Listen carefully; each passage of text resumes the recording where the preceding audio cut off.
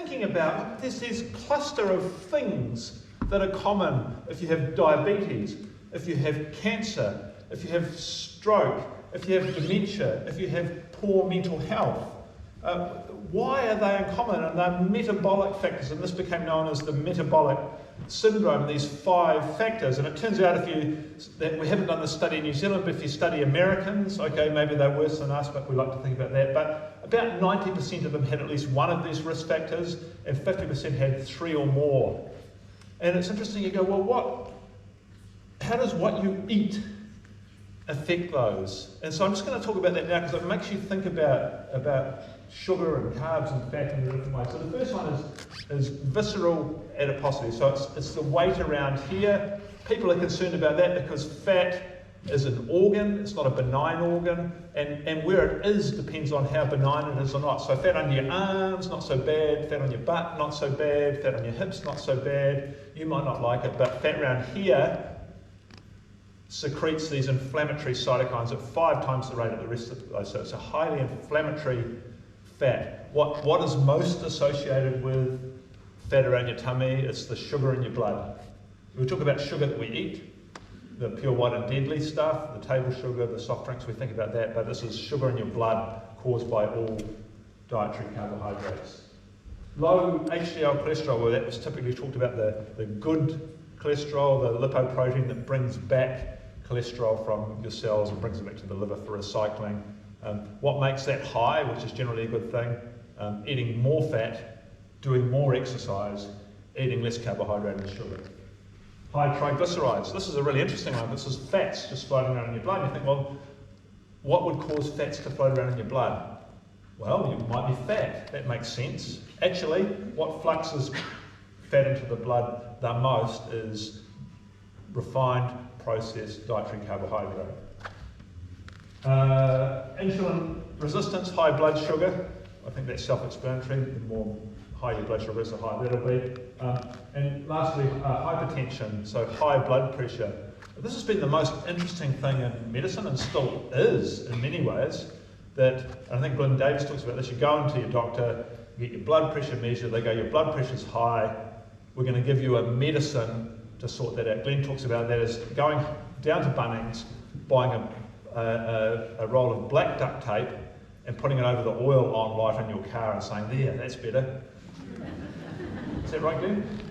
Yeah. Which is entirely about the same as taking an antihypertensive. You're not solving the problem. So what causes this thing called, and it's called essential hypertension. We don't know what causes it. Well, we do. And a first year physiology textbook shows very clearly that it's sugar and insulin in the blood and at the kidney that retains extra water and extra sodium, and that's what forces blood pressure up. And this is one of the reasons that we do a low carb, keto diet, or as the Germans used to do post World War II, running low on resources, but if you came in with severe hypertension, they would hospitalise you for 10 days and feed you nothing. Normalise your blood pressure and they'd release you again the way you go. They don't do that anymore, but that's something that happens. So all of these factors, the factors associated with chronic disease, the thing that's going to get 90% of us, the thing that will take away a dozen or so years of our quality of life while we're alive, are related to diet, but specifically dietary carbohydrate and blood sugar. And we haven't become so aware of that. And so when we start to think about chronic disease, about living well at the other end, then I think we must think about managing the sugar in our blood. And it doesn't come, as Dr. Zinn will talk about in a moment, just from the pure white and deadly sugar stuff, but also the insulin in our blood. These are crucial factors. And it's not like we don't want both of them. If you don't have sugar in your blood, you'll die. If you don't have insulin, ask a type 1 diabetic, that's really bad. But what we want is acute phases. And so on the right, there's a whole bunch of mechanisms when insulin's raised acutely, you've had a feed, and it returns to normal, that are beneficial. This is the growth signaling. It's insulin is up. You've got some inflammation. This is a good thing. This is what stimulates immune responses. You've got a whole normal growth pathway. You're not growing without insulin. You're not growing without that spike.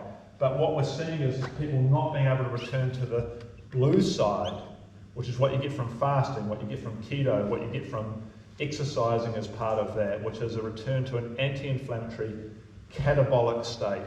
And I think if you went down to the local food court and you said, how many people here are catabolic?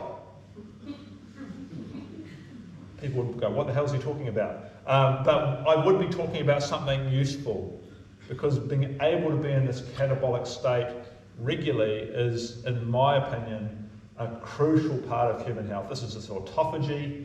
This is where cells tidy themselves up. It's the mitophagy that Dr. Matt Phillips, a world leader from, I know you've had here a lot, from a urologist from Waikato, talks about recycling and upgrading the energy packs, the mitochondria of our cells. These are stimulated. You even produce your own antioxidants when glutathione and these things when you're in this state of nutritional ketosis. You have to be on a ketogenic diet, not necessarily. You can get there other ways. You can get there with exercise, you can do it with some carbohydrate restriction, you can get it with meal timing, but all of those are great ways to get there. And our hypothesis really is that the majority of the population is stuck in red.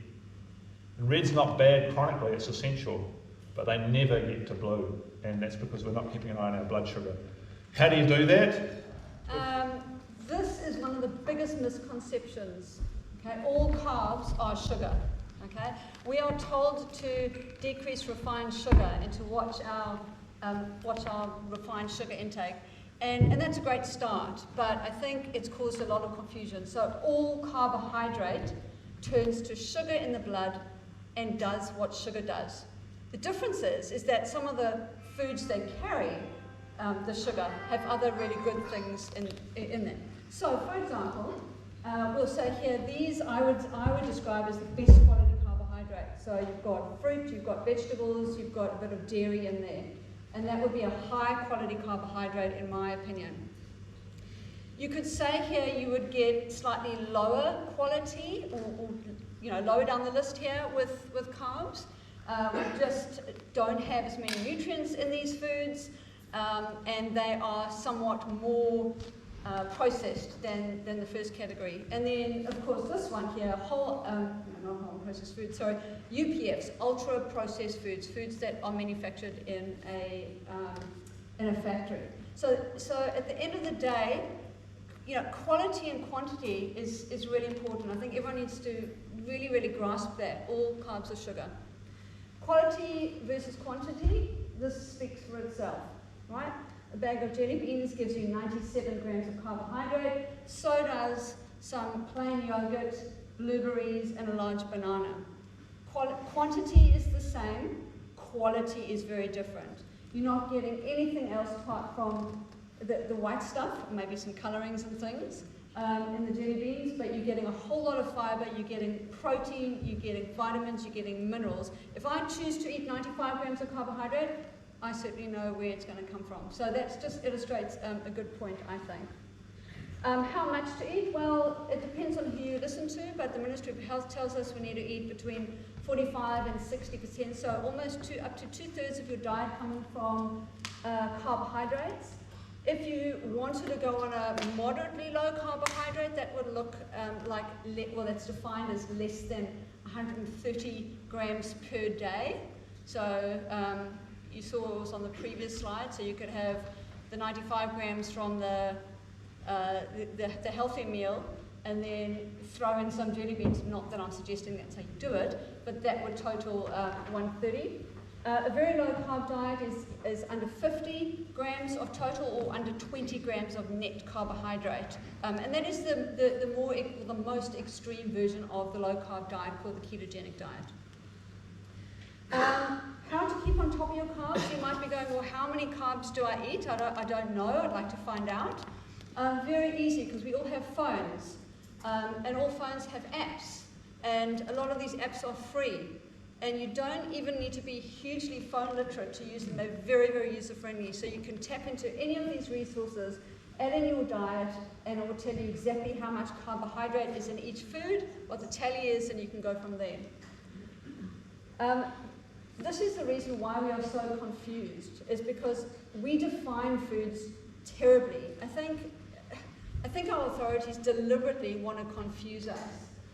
We talk about sugar, we talk about starch, we talk about added sugar, intrinsic sugar. So, just one thing I want to show you, intrinsic sugar, natural sugar that you find in foods, natural sugar that you find in foods, it still is sugar. Free sugars, total carbs, net carbs. So, there is a bit of terminology to get through to actually understand what you're dealing with. And